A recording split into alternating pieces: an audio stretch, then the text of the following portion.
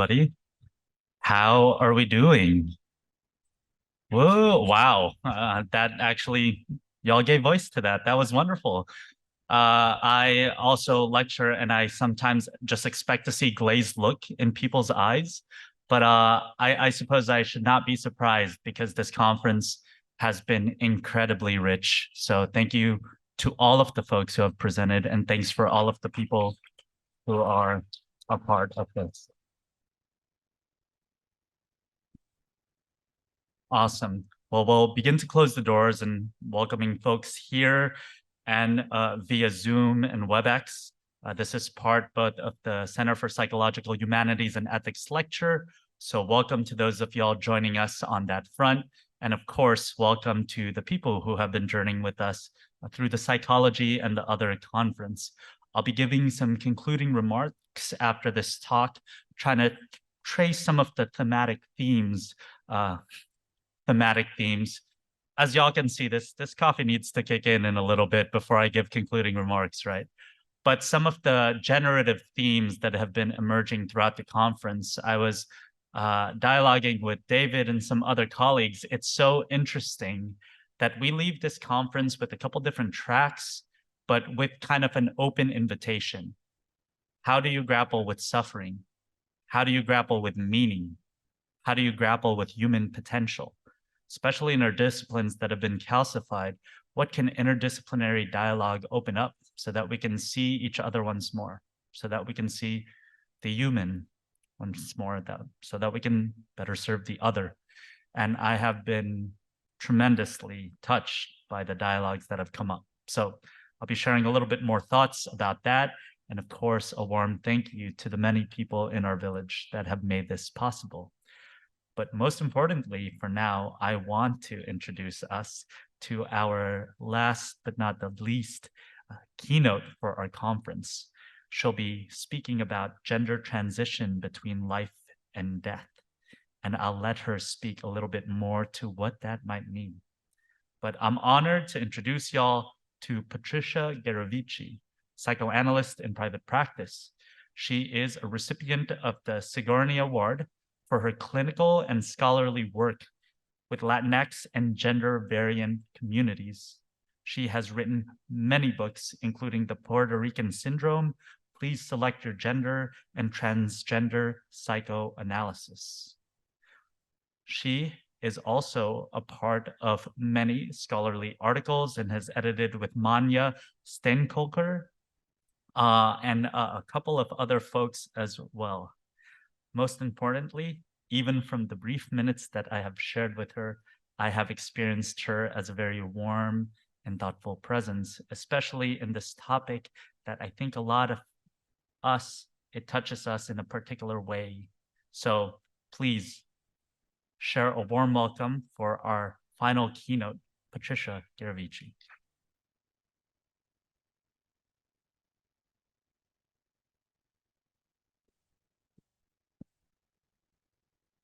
Thank you, Muki. Thank you, Muki Manali, for such a nice, warm introduction. Many thanks to the psychology and the other organizers. It has been a fantastic conference. Thank you to the Boston College for hosting us, also to David Goodman. And thank you to be here. Is a proof of resilience. It's been a very intense 3 days and 4 days for those who arrive on Thursday for the seminars. So thank you to be here today with me. And maybe the idea, we are reaching the end of the conference, and the idea of the end as the possibility of a new beginning is one of the themes I plan to discuss today with you. The title of my talk, and I'll see if I can, there it is a gender transition between life and death. I will take as point of departure a clinical vignette. Is the case, almost a case, in fact, is someone I saw only for one session, but that could illustrate in a very dramatic way the situation we are dealing with. I will tell you about Jude, a young teenager who claimed to be oppressed by gender. And comes to me after making a spectacular suicidal gesture. I want to explore in my talk today death more as a life force, a force that allows for a rebirth. Clinical work opens a path towards figuring out how to live with the death drive, which paradoxically renders life possible. Here, death emerged not as the opposite of life, but rather as a condition for life. And this talk takes inspiration on a clinical meditation about the suicidal tendencies of adolescents who define themselves as lost in gender disorders, who find themselves in a trans identity. I will make also reference to a case of Freud, the so-called young homosexual woman, and most predominantly to my clinical experience, my work on trans identity as an act. It was a very desperate gesture what brought Jude to me for this single consultation. Jude was a 19-year-old college student who had been rescued from the top of a bridge just as they were ready to jump into a Philadelphia river named Schuylkill. Here you have a site of the Schuylkill. The war, it comes from the Dutch, and it can be translated as Hidden Creek, but Schuylkill has ominous resonances. In English, one can hear kill, but also Schuylkill. In our only session, Jude, who is non-binary and uses the pronoun Dale, told me that by the time they had contacted me, they called me and we met only just 2 days later, the university had required them to return to their parents' home in California. They could not come back to the university until they were cured, which meant cure of their suicidal tendencies. But let's hear how Jude explained their situation in that single meeting. I'm going to start in the middle because I don't know where the beginning is yet. I'll give a little background first. I've been struggling with a lot of things. Basically, gender oppresses me. My issues, I'm trans, I'm chronically ill, suffering from Lyme disease. I'm disabled, I'm queer. My parents had a difficult childhood, my mother in particular. I don't think she really learned how to be a parent, even though as a child, she took care of 2 very young children, her siblings, when she was growing up. I ended up replacing her in that role with my little brother and sister. I felt like my childhood was cut short. This feeling of despair came to me as a young child while caring for other children. My childhood was cut off. My parents had been drug addicts, which I realized very early on. I tried not to care that they were high, always drunk or stoned or worse. It was a toxic and violent environment at my house, very unstable. We went through a lot of different kinds of abuse and shit growing up. For me, it started when I was in elementary school. I was around 10 years old when I started drinking my dad's booze, smoking his dope and other things. I smoke pot a lot, and I still do. It relieves my pain and my anxiety. I know I will continue. At school, we used to take all kinds of stuff. I would black out more often than anyone else. I've struggled since I can remember, and I still struggle. I think it had to do with how I grew up. Also because of gender. No matter how much I change my pronouns, I still feel oppressed because of gender. End of the quote from Jude's words. Their passagal act, their attempt to jump into the river, seemed to me part of a quest to kill, a passage through death that may have brought Jude back to life. This 19-year-old told me at the time of the suicidal attempt that their life felt no longer livable, that their anxiety was so intense that they felt they could not go on. And happily, we were limited. We had this only encounter, but I will continue with all the information I was able to gather in that encounter. They report that they didn't feel at ease in the gender they were assigned at birth. And the suicidal gesture looks like a symbolic killing in order to be reborn. Placing themselves in a place in between the gender binary was not enough to generate a space to imagine themselves alive. One may say, like the writer Samuel Beckett, who complained to his analyst, that he felt that he had never been properly born. Jude had been only half born. This calls up to mind a very cryptic joke of Freud, the predicament of Jude, I mean, is this idea that never to be born would be the best thing for humans, for mortal humans. For Freud, the idea that scarcely one person in 100,000 is never born is a kind of nonsensical joke, because this nonsense contained in the statement implies that if you were never born, you would not be immortal, you wouldn't exist, or collectively that the category of mortal humans wouldn't exist. So then, not fully born, where to begin? How to exist? Let us know that when Jews started giving an account of themselves, they started talking about their life saying, and I quote, "I'll start in the middle because I don't know where the beginning is yet," end of quote. There is no clear place where to begin their own narrative, as if their own origin would be uncertain. Jude had a hard time placing themselves in their genealogy. They declare themselves oppressed by gender, but let's recall that gender is a formation that involves designations of sameness and difference. While feminism made us very aware that gender is a social contrast and not an anatomical destiny, most people do not know that the concept of gender is older than commonly accepted and has a charred history revealed by the etymology of the word. The term dates from the ancient world, derives from the Latin genus, family, clan, race, lineage. The Latin word comes from a Greek root, which means to give birth, an originary separation. Aristotle used it in his system of classification to denote difference and similarity. The term in its current usage retains these early meanings of belonging or not to a group or class.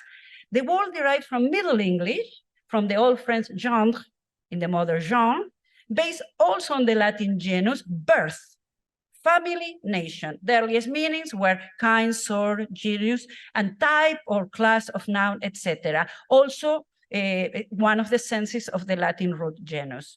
We then find traces of the root, this idea of in the word generation.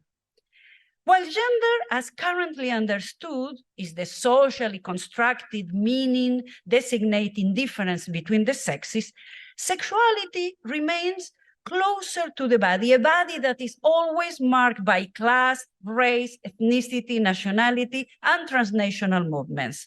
In everyday vernacular, the word gender is used to determine whether we experience ourselves as male or female, or maybe something else, and is thought to encompass a vast range of identitary possibilities, an evolving conviction about oneself. Today, when we think of gender, it is often assumed that it means an identity issue, the expression of an inner truth.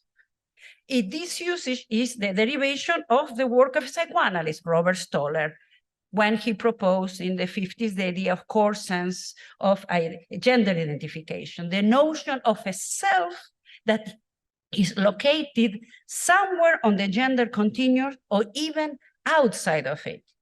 But this psychoanalytic conception that dates already many decades, at times it is contradicted by the lived experience. And this defined contrast between gender and sexuality does not necessarily describe how people think of themselves, and that semantic discordance is often expressed in what we hear in the analyst's office. In my experience in the late 90s, in my office in the barrio, I started hearing analytic complaints in my office of analysis who in a way did not reveal symptomatically the artificiality of this separation of gender identity and sexual orientation. And some were no longer asking questions in the classical question in the presentation of hysteria, am I a man or a woman, or what is a woman, ontological questions concerning gender identity, but they were asking themselves, am I straight or bisexual? In the latter formulation, we see an uncertainty about their being, conflating object choice with sexual orientation as a marker of identity. Jude also said that they felt like a parent-child, a parentified child, placed neither as male nor female. This calls up a famous case, who I think is the case most discussed in the psychiatric and psychoanalytic literature, and you may be already thinking about President Schreber, who was described by Deleuze and Guattari. Am I clicking right? I maybe need the next one.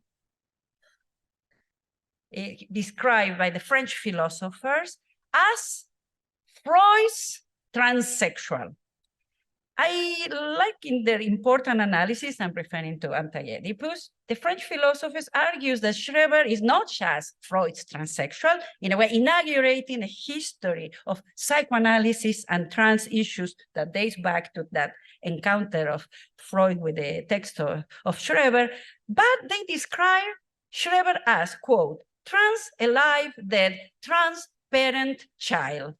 Indeed, Schreber may feel like a living dead, but can imagine an afterlife regenerated in a mystical transition from man to woman. Jude had not yet found a solution after this single session, returned to California to live with her parents, both functional addicts, recently divorced. Jude's parents work in the film industry, have a lot of money, and continue to use drugs, legal and illegal drugs, heavily. I know that Jude is still alive, having dropped out of school for the time being. I took this case very seriously because between 2013 and 2018, just 5 years, 14 students at the University of Pennsylvania, it's close to where I practice in Philadelphia, died by suicide. And I had personally had the opportunity to supervise some of the psychotherapists that work in the counseling center at the university, CAPS, and I found them unprepared and overwhelmed by the task at hand. Facing this suicide crisis, the university hired a specialist, Dr. Gregory Ills, a new director known for his abilities to fight against student suicide. He had worked before at the counseling center at Cornell University for 15 years, came back to Penn, welcomed warmly, but 6 months after taking this challenging job as executive director of the Penn's Counseling and Psychological Service, CAPS, to everybody's surprise, on September 9th, 2019, committed himself suicide by throwing himself from a very centrally located building in central Philadelphia. And he was, paradoxically enough, known for his expertise in what he called resilience, which he described as a blend of defeated optimism. And I quote him, once your heart is broken, you have to make art with the pieces, and of broke. I mentioned this horrific story because I want to address face-to-face the issue of death in my experience with self-identified trans analysts. For them, I found out that the key is not so much gender fluidity, but it is the transition presents itself as an issue of life and death. And this is something I hear a lot from trans-identified analysts, and I'm here quoting one in particular, is if I would not have transition, I would have killed myself. Therefore, what we see is that the transition is a way of finding a form of existing, a way out and back to life. This is something that Jennifer Boylan writes in She's Not There, A Life in Two Genders. The trans experience, contrary to how it is often presented in the media, in the cultural context, the trans experience is, quote, emphatically not a lifestyle any more than being male or female is a lifestyle, end quote. This is my mere contention. Being trans is not an experience of having, but a strategy of being. As my clinical experience has taught me, transitioning is more often than not a matter of life or death. It starts with the body. One could generalize this experience since the body seems to be the only place one cannot live. We are all trapped in our mortal bodies, an embodiment that incorporates death.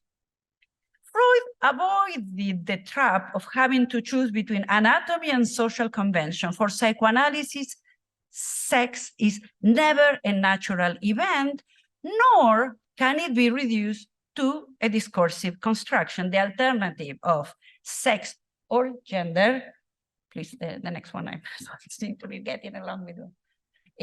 So we see that neither the solution of biological essentialism or social constructivism can resolve this problem posed by what in psychoanalysis we call sexual difference. Can you go to the next? So the alternative sexual, neither sex or gender is a false alternative, because sexual difference is neither one or the other, because gender needs to be embodied while sex needs to be symbolized. Superseding the binary of sex and gender, neither sex nor gender fully express the radicality of the difference at stake.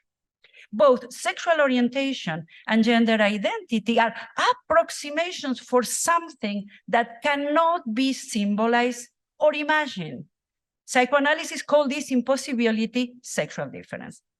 Let me see if I can, I could manage. So I mentioned President Schreber, who was never treated by Freud, as we can see. He worked on it, he did a reading of a memoir, but I will maybe focus on a case that actually Freud had in his office, and is the case of the so-called young homosexual woman, also known more recently as Sidonie. I'm sorry, I cannot, if you can, thank you. You can move to the next. Here we have Sidonie Silag. Her real name is Margaret, known at home as Gretel Zonka. In this case, I want to mention it, and I will go rapidly. It's a fascinating case. It's maybe worth developing a whole day conference to it, because it's an interesting case material. We have several accounts of it.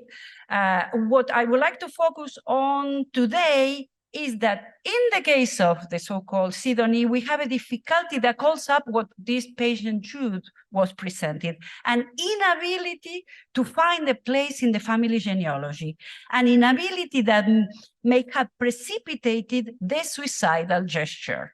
In many suicidal people, the passage to the act implies a negation of death, which is the consequence of a fantasy of a new beginning.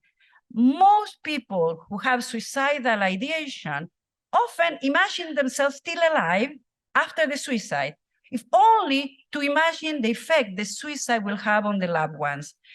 When there is no origin, one must create an ending in order to start somewhere. To quote again Beckett, and this is a Ham in Endgame, the end is in the beginning. Only the end lets you go on. And maybe this could have repercussions, ramifications onto how we think of the psychoanalytic cure. If we don't think that it will end, maybe we cannot get it started. But let's go back to the case of Sidonie. I will quickly sum up the outline of the case. Many of you may be familiar with the case, but I will refresh your memory just in case. It's a young woman who was treated somewhere between 1918 and 1919. A vivacious 18-year-old from a Viennese family of good standing, says Freud, brought to treatment after a love affair with a woman that first unleashed a social scandal and was then followed by a dramatic suicidal gesture. The parents bring Sidonie to Freud, not really to cure her homosexuality. Freud was very clear that this was not an objective in the treatment. For Freud, homosexuality was not pathological, was a sexual orientation as contingent as heterosexuality, but was more complicated because herself, Sidonie, was, according to Freud, someone, quote, who had never been neurotic and came to the analysis without even one hysterical symptom. So what was the problem? Next slide. Here's the problem. Sidonie was in love with this older lady, and I will make a test. How old do you think she is? She was at the time. The older lady. Sidonie was 18, was a teenager, we would say today.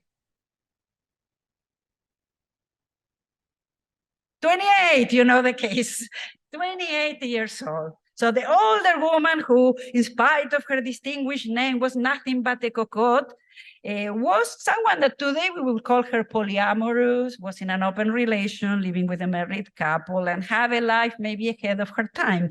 But in the context of the very stiff upper-class Viennese society, she had a terrible reputation and defined the societal and, most importantly, the parental prohibitions. Sidonie continued the relationship with her until one day, according to the case, where Freud wrote about, she's walking on the street and with arms in arms with a lady. We could maybe move to another one. We have a most flattering picture of the lady.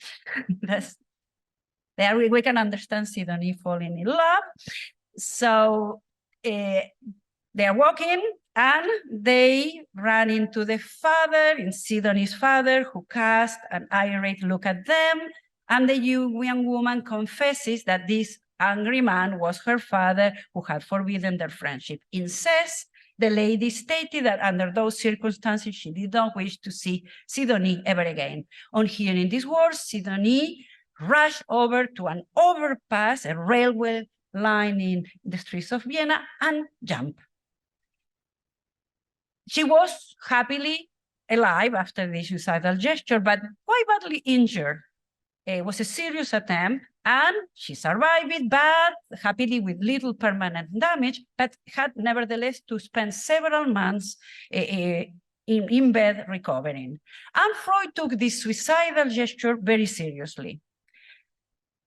When, I'm going to move to that here, thank you. When Lacan reopened the case of the so-called young homosexual woman, he focused on one thing that he called his only invention, that of the object that causes desire, the one he designated with the letter A. This object emerged with brutal force in the suicidal attempt.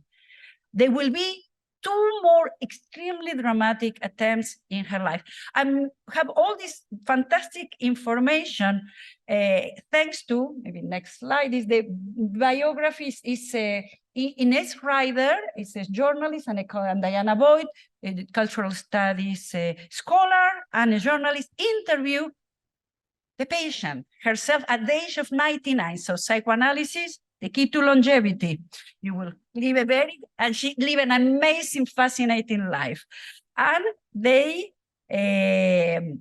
talk to her and get a lot of information about this incredible life that is as larger than fiction. I say, reads reads like a novel, the book. And we will see there in very interesting information to look back at what Lacan focuses when analyzing this case. under the label of what he calls this acting out. He's interpreting Lacan Sidonie's defiance, the fact that she was strolling down the street in the arms of the lady, as what he calls acting out. And he describes an acting out as something when things are offered to be seen. Is the expression donné à voir, given to be seen. According to Freud, the suicidal attempt took place immediately after encountering her father's angry gaze, which led to the lady's rejection. But in the biography, the story is very different. And there we see that the story that Sidonie accounts is that the two women are walking and they see the father at a distance, about a block away. And Sidonie, taken by surprise and panic, runs, like jolts out the street and flees from the arms of the lady. She returns a few minutes later and the father is already gone, but she doesn't really know if he saw her.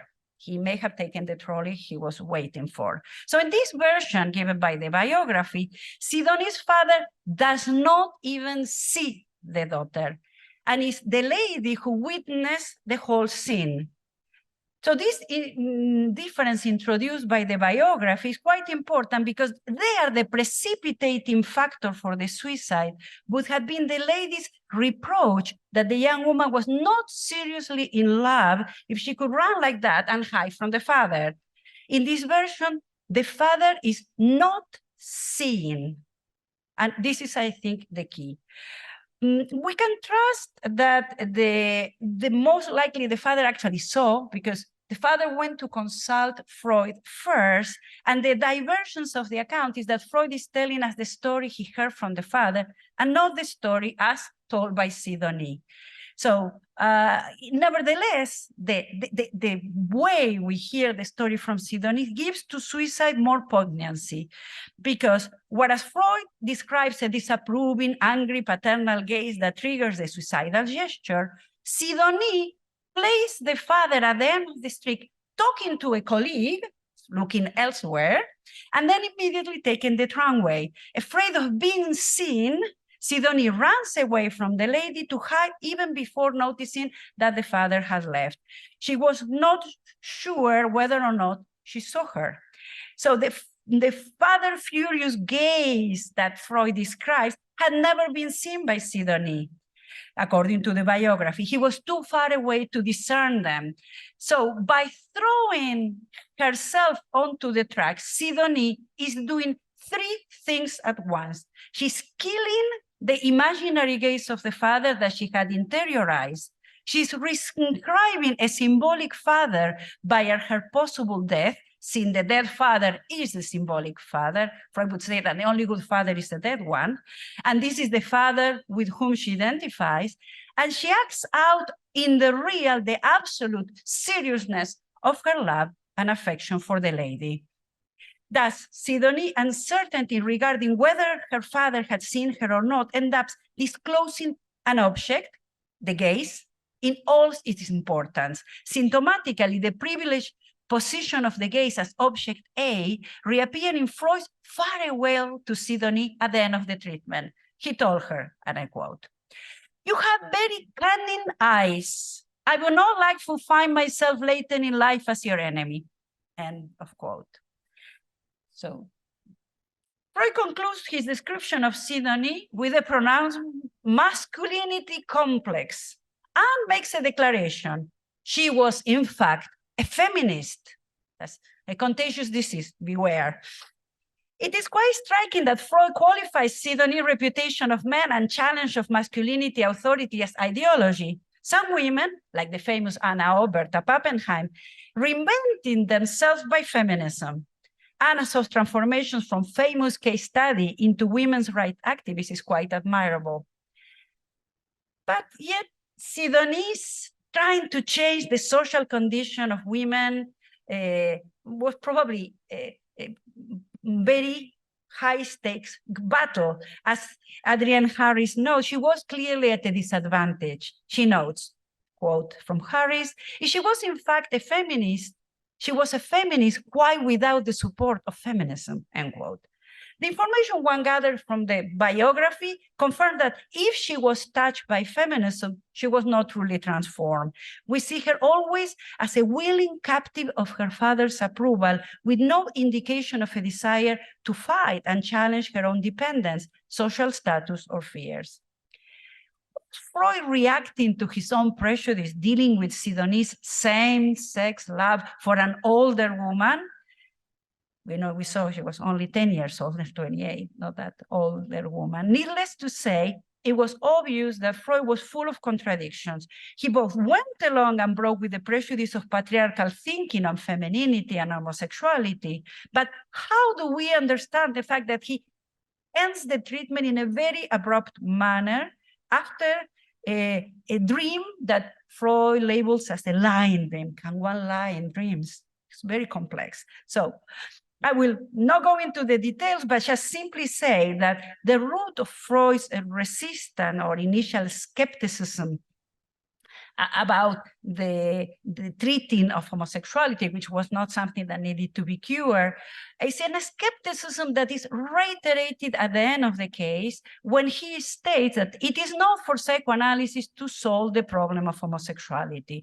Or was it that Freud could not continue the treatment of a female homosexuality before he had solved the problem of femininity? Well, he called, unhappily so, dark continent.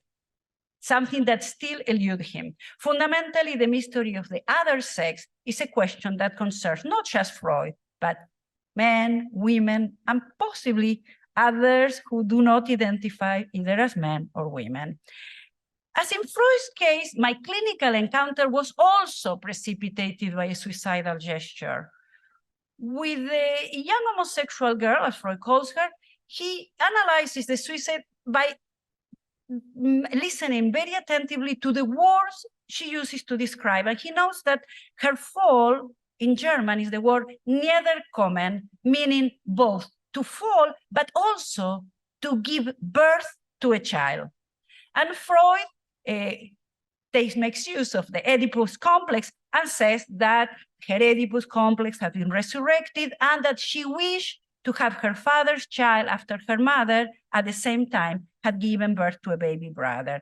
Freud stated that this young woman had been frustrated in her desire to have a child from her father, for she fell through the fault of her father. Freud's hypothesis of Sidonie's homosexuality was a result of a broken promise based on an exchange of gift economy. The persistent question is whether this symbolic gift of a child is equivalent to a woman's desire to have a child, and whether this desire can be the same as her desire to become a mother.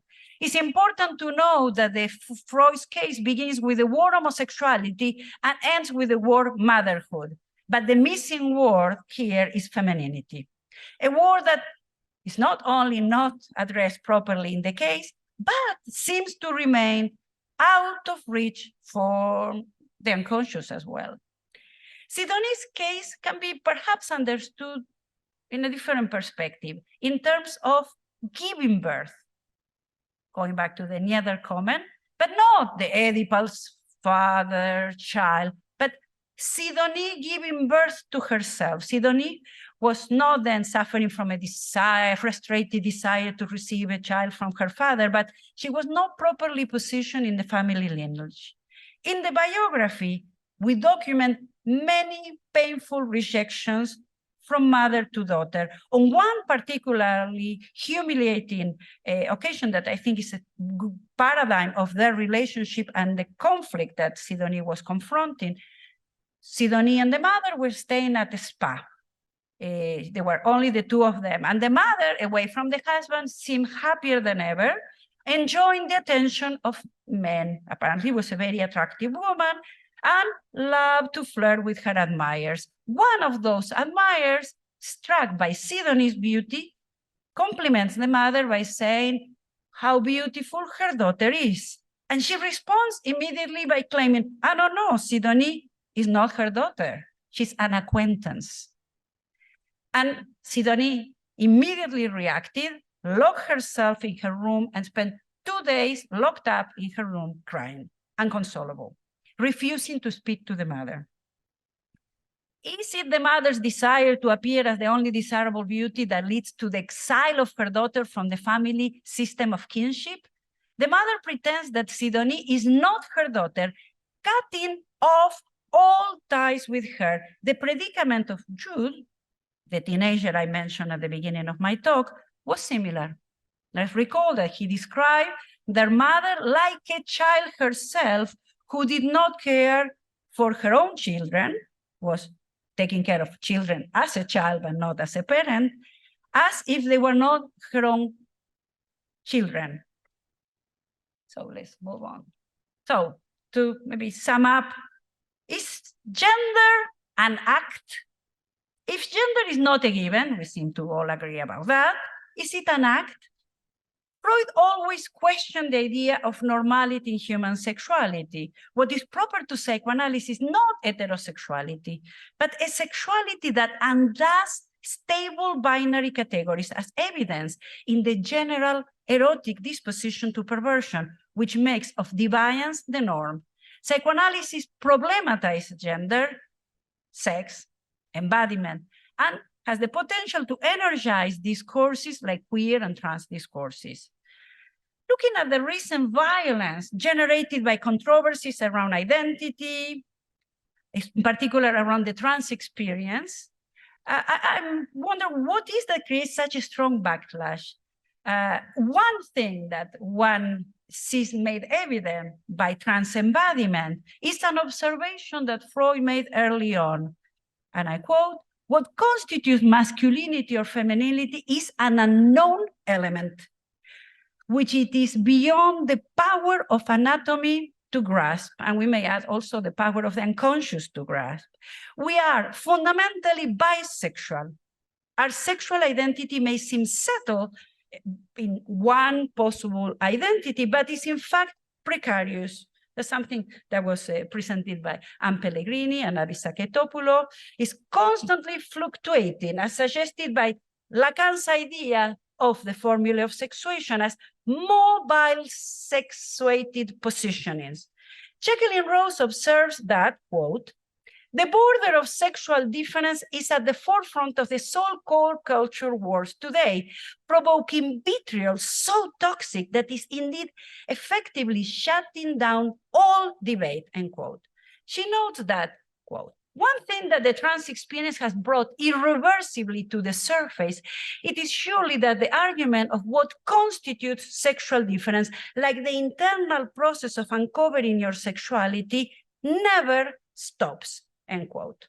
Yet, Rose notes that when trans persons are deprived of the right to define their gender or are denied access to gender-affirming healthcare or gender confirmation surgeries are prohibited, gender is treated as a fixed, absolute, stable category to which some people have access and others not.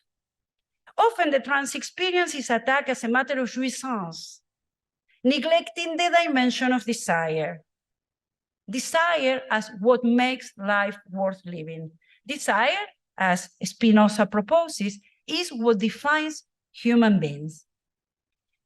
This is also one lesson I take from Andrea Long-Chu. She considers transition not in terms of identity, but of desire. She writes, "How can you want to be something you already are? Desire implies deficiency. Want implies want. What makes women like me transsexual is not identity, but desire." Interestingly, Andrea Long-Chu avoids the discourse of authenticity, which is something we hear a lot. Chu conceives of desire in its non-arrival as a prime mover, I quote. "Trans women want things too. The deposits of our desires run as deep and as fine as any," end quote. And she writes in one chapter of Females that all the ways we try to engage it, hide from it, ignore it, indelibly shape us. desire for Chu is gender's centrifugal force, is what makes us, in the case of the, we can move to the other, the females, that is a very humorously title, Everyone is Female and Everybody Hates It, is all the ways we try to engage with it, hide from it, ignore it, indulge it, indelibly shape us. And it has also another feisty title in a New York Times op-ed, My New Vagina Won't Make Me Happy, and it shouldn't have to. Takes clearly in that title, taking explicit distance from a sort of eudaimonistic ideal that prescribes transitioning with the ultimate goal of achieving permanent happiness. Chu instead writes, transition doesn't have to make me happy for me to want it. Left to their own devices, people will rarely pursue what makes them feel good in the long term. Desire and happiness are independent agents. Indeed, happiness is often invoked to deploy biopolitical mechanisms of discipline, to neutralize danger, to fix useless or disturbed populations, allegedly increasing the utility of individuals. And here we hear echoes of Foucault.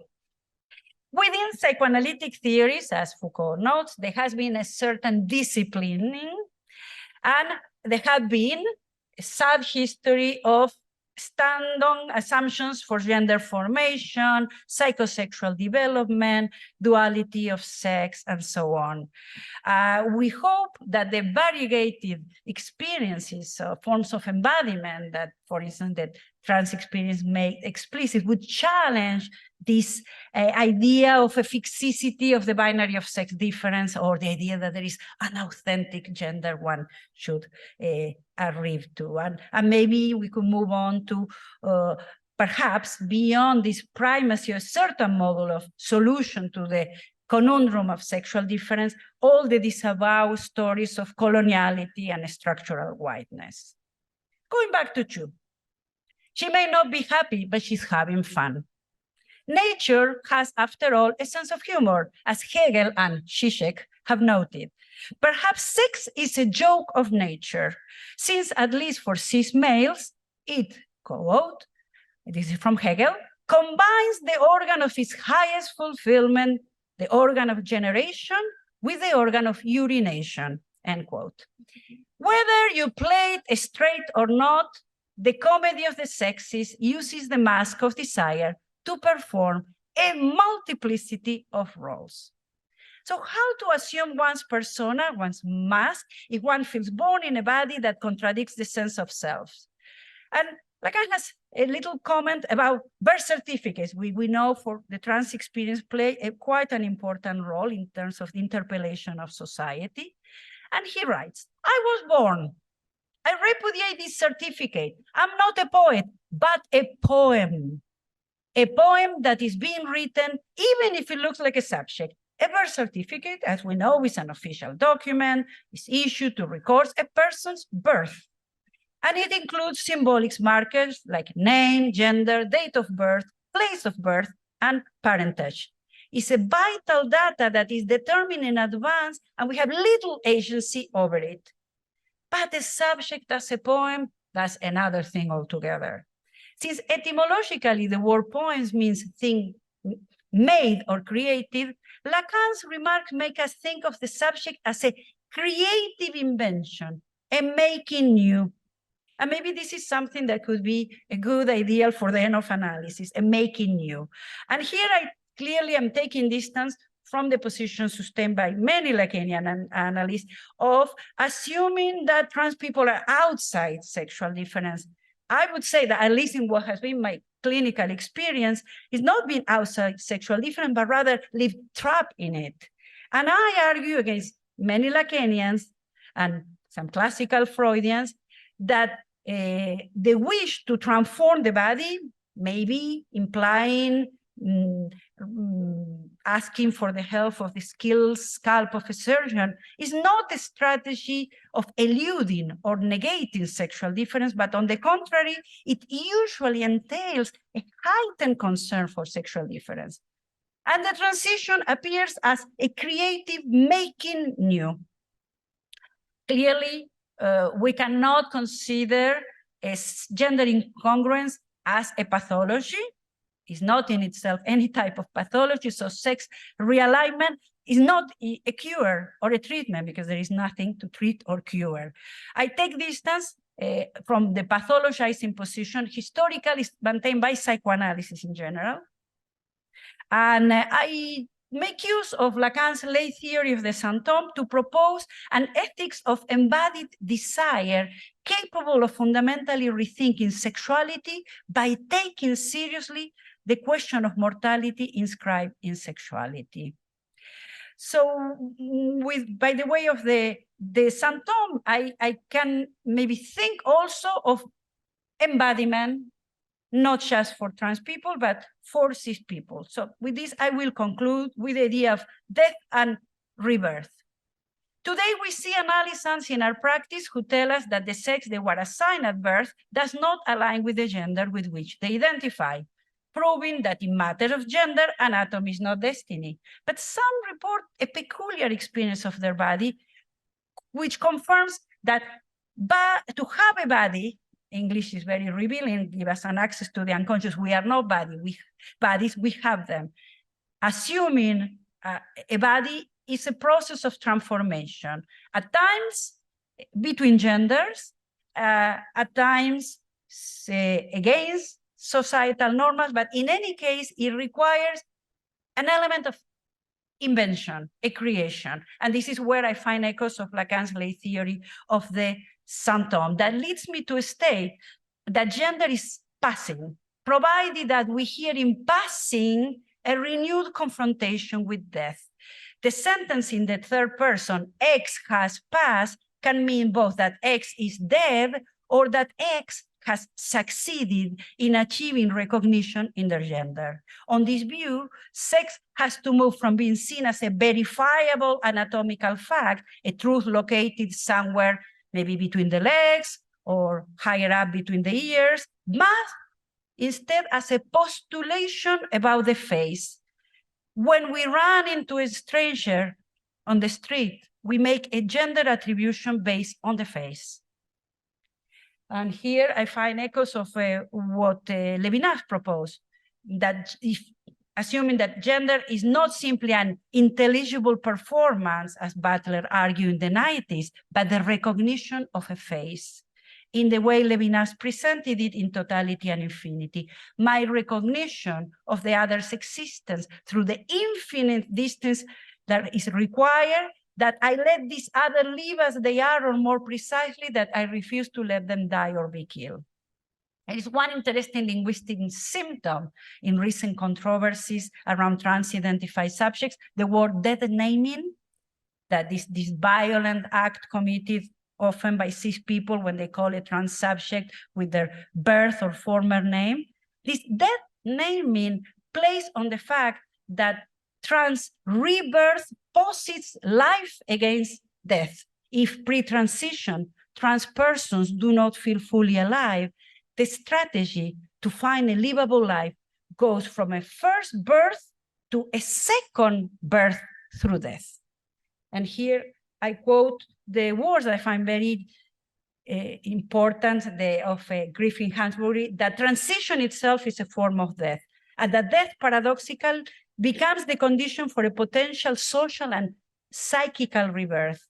If sex is linked to death and reproduction to mortality, sex speaks to a violence inside life intertwined with loss. Such loss can at times prevent any life. Against this, psychoanalysis insists, like Hegel had it, that one must look at death in the face. Psychoanalysis thereby gambles on the possibility of living through death.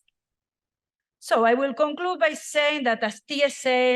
wrote in The Journey of the Magi, I should be glad of another death, the bodily transformation, the choice of a different gender from the gender assigned at birth, become an act of creation, a renaissance that makes life livable.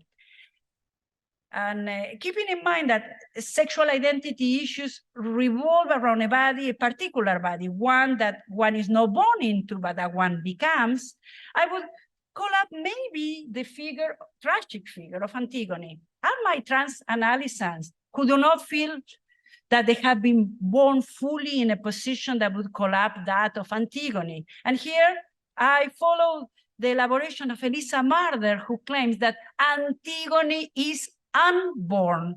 She argues persuasively that Antigone is not, as Lacan would have it, between two deaths, but rather between two births. In Greek, Antigone means anti-generation, or against birth, or against offspring. Marder writes that, unlike her father Oedipus, whose name was swollen foot, and it becomes the very signifier that resolves the mystery of his birth, for Antigone, she bears a name that recalls the long history of her criminal paternal lineage, in which her slain brothers are merely the final chapter, and calls the very possibility of her own life into question.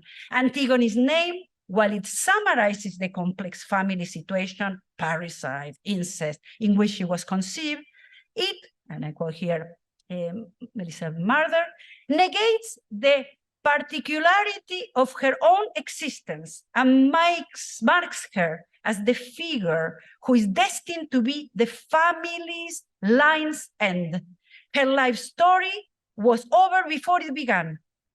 As she herself says repeatedly through the play, she does not fear death because she's not alive. She's still unborn, born, still dead. End of quote. So here we have Antigone proposing this possibility of maybe is Antigone anti-birth, but maybe also anti-gender. While the tragic figure of Antigone was considered by Lacan a turning point, because she was the paradigm of someone who acts according to an ethic of never yielding on one's desire, I prefer another figure proposed by Lacan, and with that I will end my presentation by calling up the next slide, which is figure of Tiresias. This is the artist Casillas.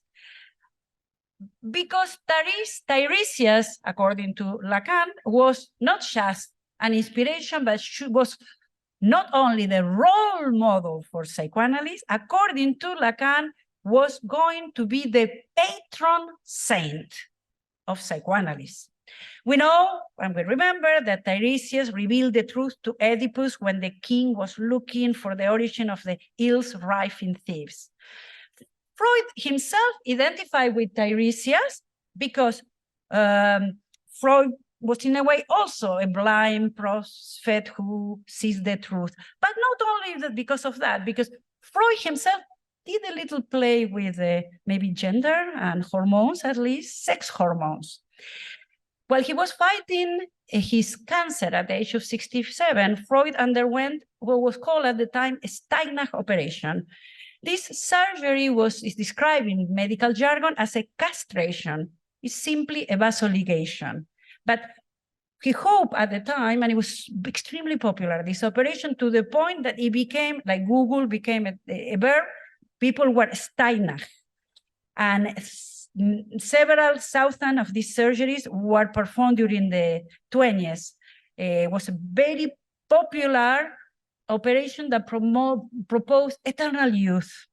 So this reactivation surgery, as Steinach would call them, were based on speculations about not just the aging process, but also about important discoveries about sex, glands, and hormones that were the beginning of all sex confirmation, gender reassignment, and confirmation practices and operations.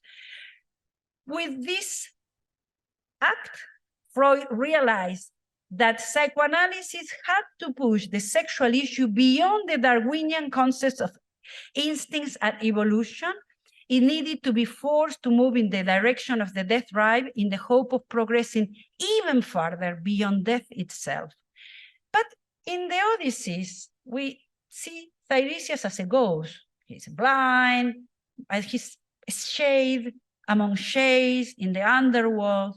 But if the rites are respected, if he's offered blood to wake him up, he will tell Odysseus how to go home. Tiresias incarnates truth beyond life and death. The unconscious, like an angry Oedipus, resists the truth. Only an act can introduce what the unconscious does not want to know or cannot know: death and sexual difference. Since the unconscious has trouble speaking of sexuality, gender appears neither as an attribute nor as a noun, but rather as a verb, because it conveys an action, an occurrence, and a state of being. What psychoanalysis called the declaration of sex is an act that transforms the subject into an author. An act means an action by a person, but also a statutory plan passed by Congress or any legislature, which is a bill until enacted when it becomes law. It is up to us, psychoanalysts, to support acts as a form of writing, inscribing something said, done, or agreed. Thank you.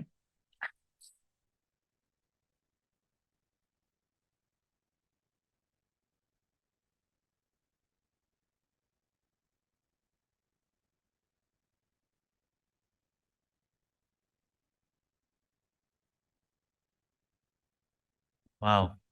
Thank you so much, Patricia. I think there's a lot there for us to digest and chew on, a saying that's beyond the said, and an invitation to see gender as a form of becoming beyond death.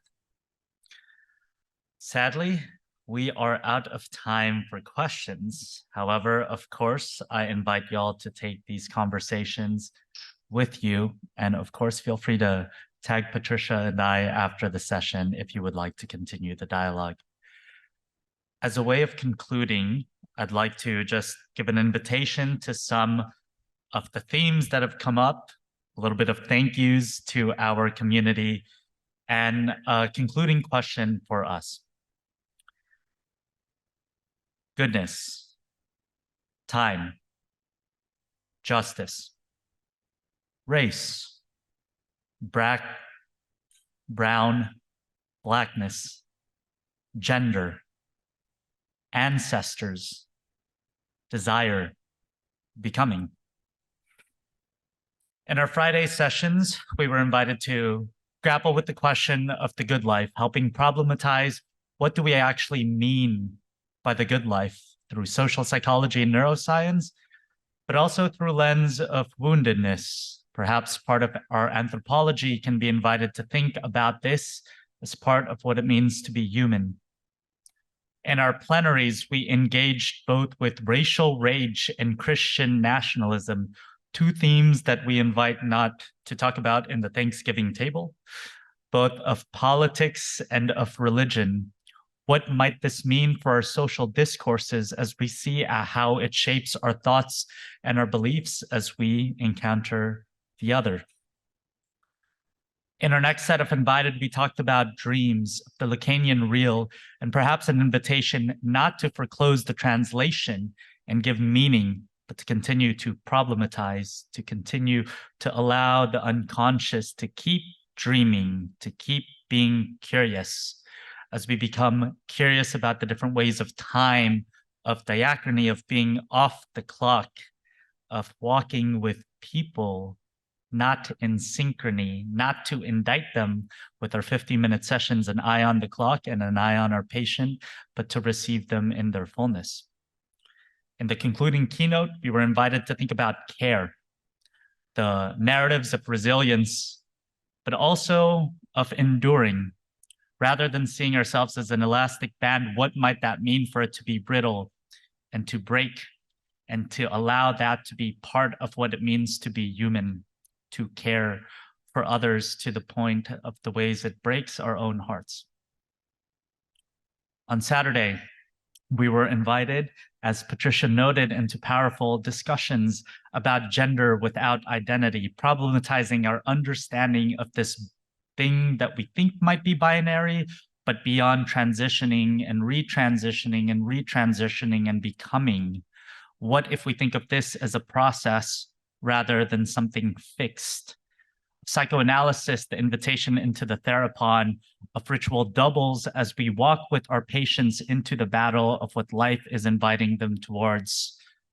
Decolonial practices, seeing the ways that even the ways we ask questions might be indicting some sort of colonial into the room of folks we work with, of the ways we might silence genocides by the stories that we tell, even if whatever we call the day tomorrow, an invitation to memorialize or to turn a blind eye to.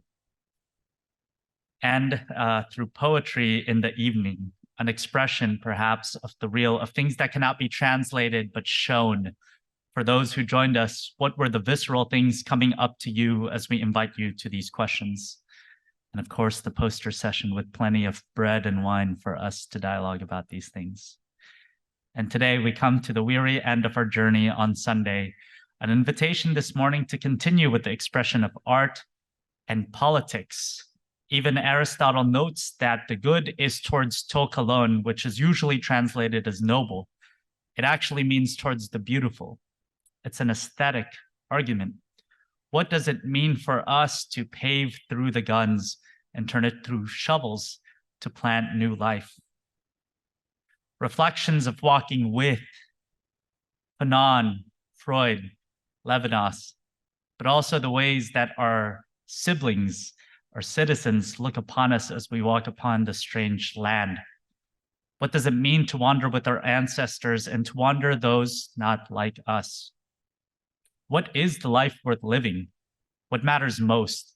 Have we lost language in our society as we teach our students to grapple with these questions, or are degrees merely instrumental uses for them to be employed? And our emotions, what are the ways that emotions, even from the ancients, are ways that we categorize but also problematize what we journey towards in spiritual conversations? And last but not the least, gender. Is this an act? What does it mean to give birth to oneself? Thank you, Patricia, for sharing Sidonie's and Jude's stories and many others who are implicated in these questions. Even Freud notes, cornerstone to this conference of psychoanalysts and psychotherapists, gender is beyond anatomy. What might it mean to treat this as a precarious, constantly fluctuating thing rather than a fixed and stable category, rather than treating it for something to be controlled forcefully? What might it mean to walk with folks and allow them to continue to become? As the quote notes, I am not a boy, but a poem. What might that mean for the people that we walk with? As we walk with them through transitions and translations, through death and through life. We invite y'all into this journey beyond this conference. Thank you each for becoming here with us. We hope that this conference has disturbed you enough to walk back to places not in the same way that you came. Before I give the final questions, get ready for a lot of clapping. Thank you so much to Patricia for your wonderful keynote for us. Thank you.